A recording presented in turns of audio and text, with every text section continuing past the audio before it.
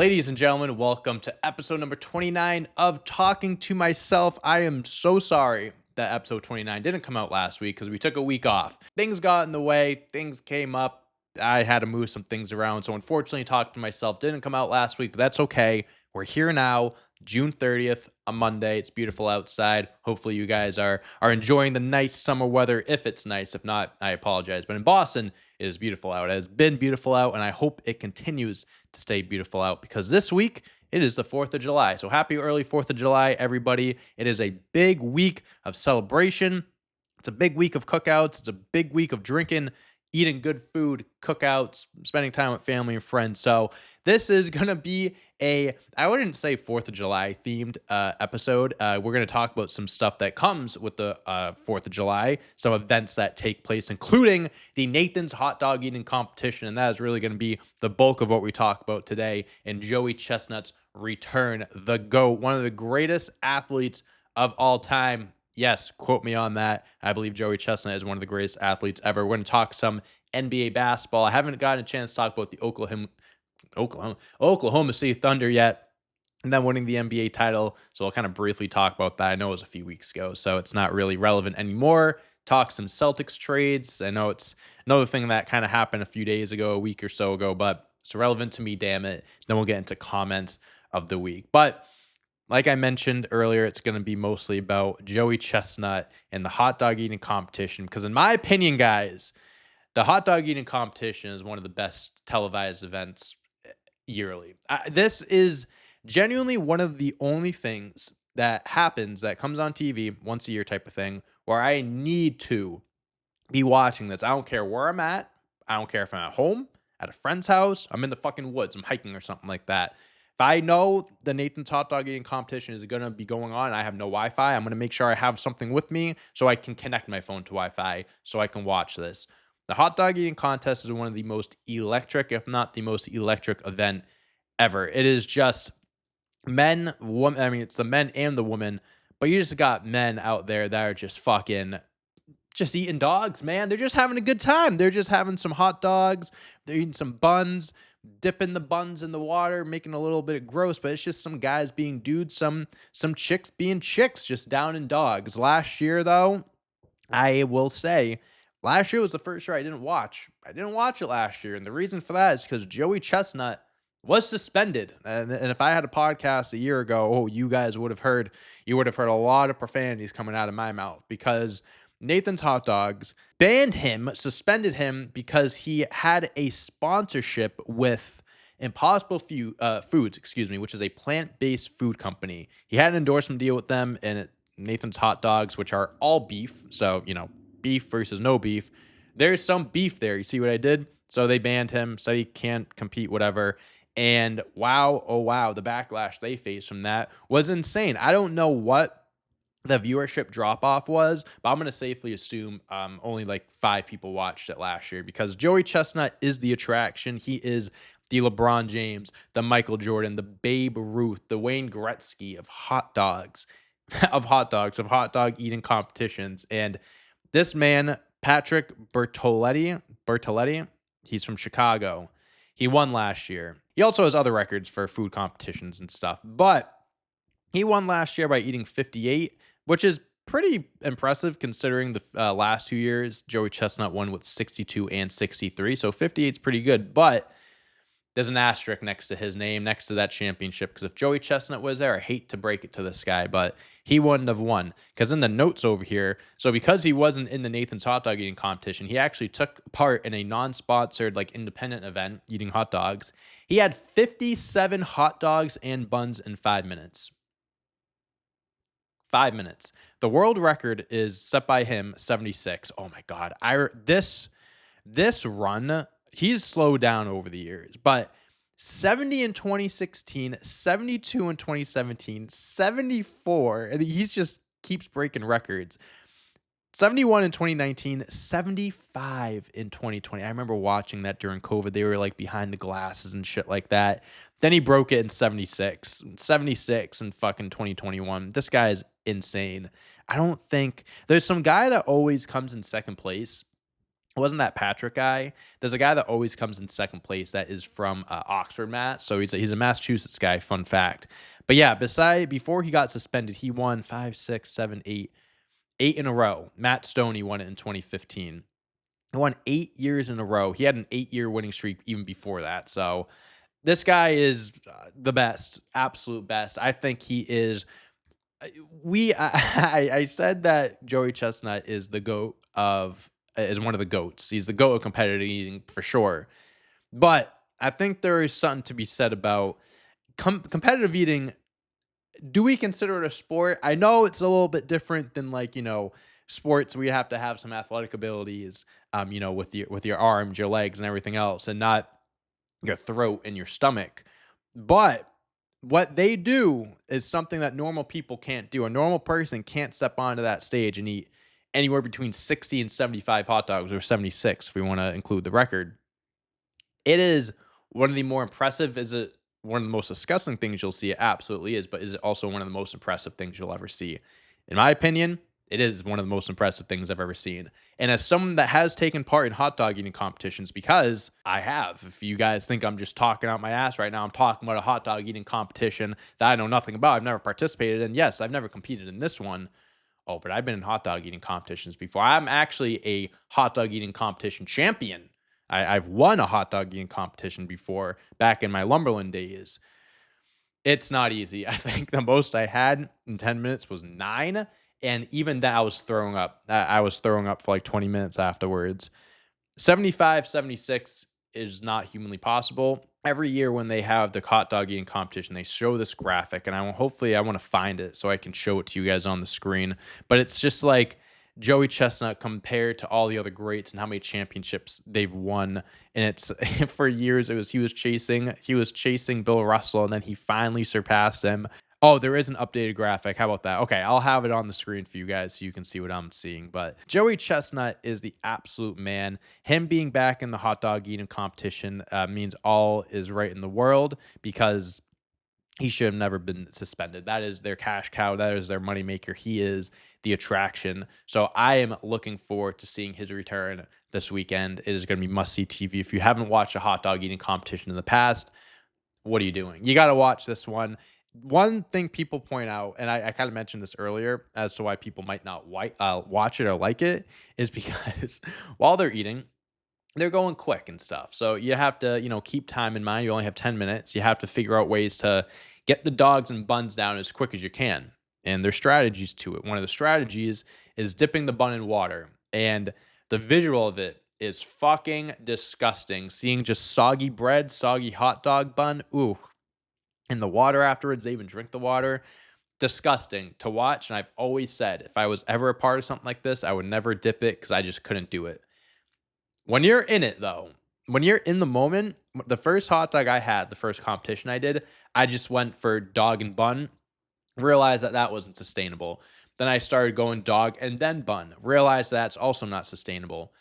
I said, fuck it, let me try dipping the bun. When you're in the zone and you're just fucking pounding back wieners and you got fucking buns and bread going in your mouth, you're not thinking about it. You're not thinking about the texture. It's there, but you're just going. And if you're just going, that means nothing, and it goes down. It goes down like water. Hate to say it, it's gross, but it helps. So if you get past that, it's the best thing you'll ever watch. I promise you. Shout out Joey Chestnut. Would love to meet him one day.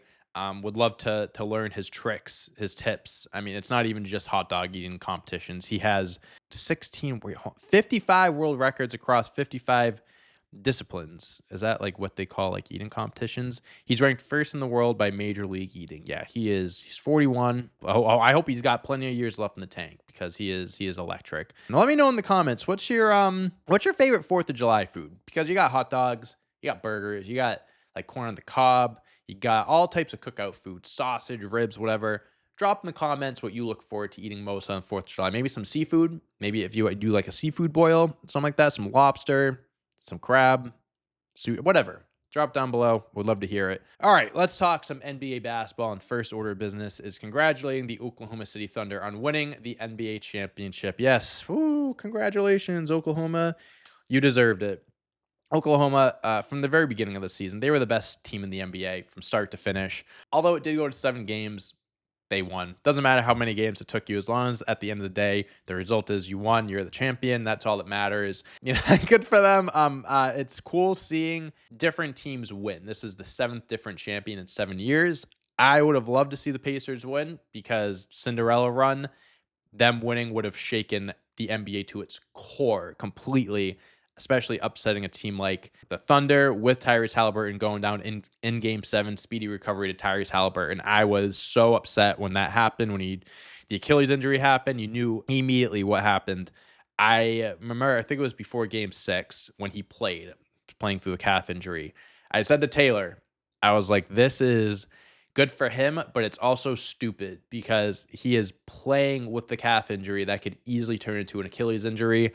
We've seen it happen in years past with Damian Lillard, Kevin Durant, most recently Damian Lillard. Even Jason Tatum said that he felt calf tightness and stuff before the Achilles injury eventually happened. So the calf and the Achilles don't go well together. If your calf is hurt, I would sit out because it could have long-term effects if it gets worse. I respect Halliburton for playing. I think he gained a lot of respect and a lot of fans by doing that, but it is a shame that he did hurt himself by putting his health on the line to help his team win. It would have been nice to see the Pacers win, but even with the Thunder winning, I think it does a lot for the NBA in the sense of teams are looking at this past finals thinking, "Ooh, if the Pacers can do it, so can we." The Pacers were a team that have been like fourth, fifth, sixth seed the last few years, and last year they made it to the Eastern Conference Finals and then came up short to the Celtics. But they were a team that they were like floating around. Then they just made just trades here and there, like pieces for like role players, bench players, and they get like a Siakam who is a big name player. He's recognizable, won a championship with Toronto, but he's not like a superstar player, right? He's not like you're trading for a Kevin Durant or anyone, not a star player, but a very good player that has championship history. That move set them over the top, and they made it all the way to the finals this past year, all the way to Game 7. They could have made the finals 2 years in a row if Boston stole 2 games from Indiana that were very close, and if it's 2-2, Halliburton wasn't hurt, God knows what happens. Teams are looking at this like, okay, not only did they make like moves over the years, like little moves that got them over the top, but look at the state of the NBA. Look at the Eastern Conference. Look at just the NBA in general with the CBA kicking in and teams having to make moves, and all these players are being spread out where the NBA is, and I've said this for a while, there's so much talent in the NBA where they're going to have to do something about it, whether it's make a third round draft because there's so many players that are getting undrafted now, expansions, which we're going to see in a few years. But we're seeing so much competition being spread out now. There's only a very, very few teams that I think will be actually bad next year. I think the NBA is going down a direction, and we saw the beginning of it this offseason of teams going all in on players that they think can get them over the hump, but they're not superstar players like the Magic, for example. They traded 5 first-round picks for Desmond Bane. That is a lot of first-round picks for Desmond Bane, who I think is really good. I think he's underrated. He was the best offensive player on the Grizzlies for the last few years with John Moran out. A guy that at one point was averaging like 24, 25 points a game, can average 40, 50, 90. He's a very efficient player, but he's not, again, a superstar, but he's a really good player, really good starter that could, if a team is missing someone of his caliber, they can add him, and that could be all that you need. The Magic have a really good starting 5. They traded a few pieces and some picks to get him, but the Magic could be really good next year, especially with the state of the East. They could be the Pacers of this year and make a run. And then when you make it to the finals, who knows? The Pacers took it to Game 7. So I think we're starting to see, and the Hawks, I want to mention the Hawks, not to the extent of Desmond Bane, but they got a Kristaps Porzingis, and he wasn't really healthy for his entirety, his tenure in Boston, but when he's healthy, he's really fucking good. Trae Young, Kristaps, Dyson Daniels, Jalen Johnson, Rishishai, I always mispronounce his name, but the first round pick from last year, they got something going on there. If they put it together, they could be really good. So I like to say what the NBA is, where we're going down. I would love to see the Celtics back in the finals and win championships every year, but it is cool seeing teams get better, more competition around the league, because that's, I think, what makes the NBA so fun, and it makes it entertaining. So shout out to the Thunder for winning. Love seeing these moves in the offseason. I mentioned Kristaps. I'll talk about the Celtics trades really quick. Drew Holiday gets traded to Portland for Anthony Simons. I believe it was either 1 or 2 second round picks. Tough. It sucks. I was very much so prepared for Drew and Kristaps at the very least to be traded. I think we still have a few more trades that need to happen because they are still being affected by the tax. The first apron, I believe they're still above, but they owed so much money. They were way above the tax. They were literally handcuffed as far as moves they can make, all these things. And we always knew Drew and Kristaps were going to be the top two guys most likely to go. We knew it all year. So when those trades happened, I was upset because I loved them in Boston and it meant we were breaking up the band, but we knew it was going to happen. So Anthony Simons, I like him. Good young player, can score. I don't know if he'll be in Boston next year. They might flip him to get save more money. Wouldn't be shocked by it. Kristaps, we got Georges Niang back for him. On paper, terrible trade, terrible return, but they saved like 20 something $1 million just in cap alone and saved them tens of millions of dollars, maybe even close to $100 million in tax relief. So they had to do what they had to do. Yeah, the offseason, well, actually, free agency starts today at 6 o'clock. So some trades, announcements, signings have been announced. Kevin Durant got traded to the Rockets last week. I think we'll see a lot more activity today, maybe even from the Celtics. Luke Cornett still needs to sign. Horford needs to sign. I pray to God we get Cornett back. If not, I don't have high hopes for next year anyways, but I want us to at least be competitive and bring back as many people as we can. But okay, let's move on from NBA and let's jump into comments of the week. Not sponsored by Chipotle. I'm going to keep saying this until I am sponsored by Chipotle. Maybe it's like an episode 30 thing. Maybe it's like once you get past 30 episodes, they're like, oh, okay, like we'll stop you from waiting. We'll give you this sponsorship now. No more bullshitting. I'll make sure to check my emails, Chipotle, and I'll make sure to check my comments to see if you drop anything down below. But okay, first comment / question we have is how many different championships should one company have? For example, WWE has 12 across 2 brands, and that doesn't even include NXT. I like that people have something to fight for, but at the same time, it feels very bloated. So it's tough when you just have so many talented superstars on your roster and you want to have multiple things to fight for. Because if you have one world championship, right, you get to the point where you're going to have people complain about, oh, this guy never won a world championship. This guy never won a world championship. Why hasn't this person won it yet? And it's like you make a title more prestigious, but then at the same time, you're diminishing. Like in the history of wrestling, you have, the world championship reigns, back in the day with Vince McMahon, there was maybe some hot potatoing going on, whatever. People had multiple reigns. In this era of wrestling, I don't know if we'll see anyone even come close to John Cena's 16. Like that's like newer and stuff because I don't know if we're going to be seeing championship reigns like that, especially under Triple H, where a world championship reign could last up to a year. I think it's smart to have multiple titles for people to fight for, even if their value is diminished a little bit or doesn't have as much value as other ones, because I think it's important. You need to have the 2 world titles. If you have multiple brands, you need to have titles for each brand.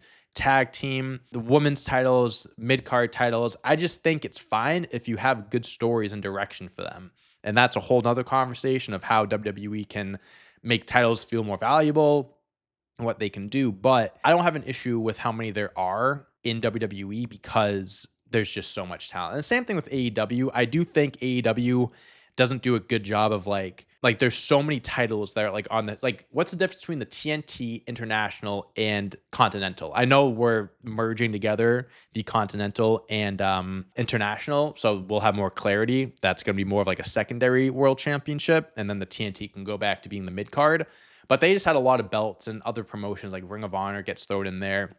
Made things a little confusing, but when you have so much talent, I think it's good to have stuff to fight for, because if not, you're going to have those superstars that are going to miss out on the accolades, and then people complain about, oh, this person never won, blah, blah, blah. So it's kind of a double-edged sword, but I'm cool with where they are now. What do you think is a match stipulation that should be used more often? I think the beat the clock sprint was a great way to get a number 1 contender match back in the day, but now is a joke. I missed when they had like actual number 1 contender matches and things. That beat the clock was a great way of doing it. I loved the championship scramble match. They did it one year. It was for ECW, the WWE, and World Heavyweight title, where it was someone came in every few minutes and you could pin anyone, submit anyone during the match, and If you got a pin or submission, you were the current champ, and if the time ended and whoever was the champ was the final champ. I love that match. I would love to see them bring that back one day. Inferno matches are cool. I don't know if they want to be doing too many of those because it can be dangerous. And I'm trying to think, like casket matches are always cool, but I think a championship scramble match would be my top answer. That's the first thing that came to my mind. Would you rather take a spear from Braun Breaker or a tsunami from Bronson Reed? I'd rather get shot twice in the chest. I don't want either. I feel like both moves would destroy my insides. If I had to pick one, I'd probably go Braun Breaker just because like at least I'm like standing and I'm like going down where Bronson Reed is just going to squash me like a bug. So I feel like I have a less likely chance of dying to Braun Breaker, but I'm gonna get very hurt taking both of them at the very least, if not die. I could die from both of them, but I guess Braun Breaker. But again, I'd rather just get shot than take either. Not a question, but I didn't realize how much I was learning about basketball from you. I recently had a conversation with my family. They weren't expecting me to have an opinion, let alone know more than them. So thanks. Oh, that's sick, Mitchell. That's very cool to hear. That's very cool that you're learning something that isn't. I'm, just from a little small side part of this podcast talking about basketball and stuff. That's really cool to hear that you're learning something and using it to have conversations with your family and stuff like that, and holding conversations. And you said, let alone know more than them. That's really funny. So yeah, that makes me very happy to hear. Keep it up. Keep up the debates and the arguments and stuff. I appreciate that comment. And the last question we have, pineapple on pizza, yes or no? I hate people that are so against pineapple on pizza. I genuinely believe people that don't like pineapple on pizza are people that have never had it before and just say it to hop on the trend. Or if you're like actually allergic to it and like can't eat pineapple, and that's fine. That's fine. That's a good excuse. I really think people that shit on pineapple just haven't truly had it, or maybe have had it once and it wasn't good. It was a bad experience. Am I going to be the one to suggest a pineapple pizza or Hawaiian pizza? No, I'm not. I actually would prefer pineapple on my pizza over like a ham or something like that. I'm not a big ham guy, but if there is a pineapple pizza, Hawaiian pizza present, and that's what we're eating, I'm going to eat it and I'm going to enjoy it. Am I going to pick a bacon, pepperoni, meat lovers, like an extra cheese, maybe even like an onion or like something like that over Hawaiian pizza? I am. I'm going to pick that over it. But Hawaiian pizza is so good when you don't have a bitch in your ear telling you that it's bad. You know that saying. You know what I'm talking about. It's the truth. There's nothing wrong with it. And people are like, pineapple doesn't belong on pizza, whatever. There is so much worse shit I feel like people put on pizza. And I feel like there's so many more weird food combinations than pineapple on pizza. I feel like it's different. It's unique, but it's not crazy. And it's also not disgusting. Pineapple on pizza, yes, absolutely. If you disagree with me, I'm sorry, but you probably never had it before and just want to argue about it. But okay, thank you guys so much for tuning in. Episode number 29 of Talk to Myself. Next week we have the big 30, the 30th episode. Thank you guys for your support constantly. It means the world. It goes the longest way. I hope you guys enjoy the rest of your week. Hope you enjoy your 4th of July. Hope you enjoy the Nathan's hot dog eating competition. Put in the comments below how many hot dogs you think Joey Chestnut's going to eat this weekend. I'm going to say 68. One below 69, two below 70, but still a high number. It's his return, so I think he's going to have a good showing. I'll go 68, drop it down below. Hope you have a great rest of the day, and I'll see you when I see you.